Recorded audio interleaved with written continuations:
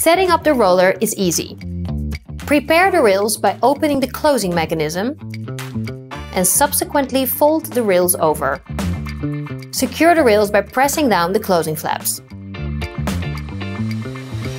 Now do the same for the core. Fold the core over the centerpiece and then secure by enclosing the outer flaps. Make sure that these are positioned correctly. Place the item between the edges. Fold the item gently if necessary. Make sure the clothing doesn't exceed the height of the edges and is not placed too far down the packaging. When the item is neatly positioned, simply start rolling. Gently guide the clothes if necessary. After the packaging is rolled up completely, please close the sides. Seal the packaging, add a shipping label, and you're ready to go.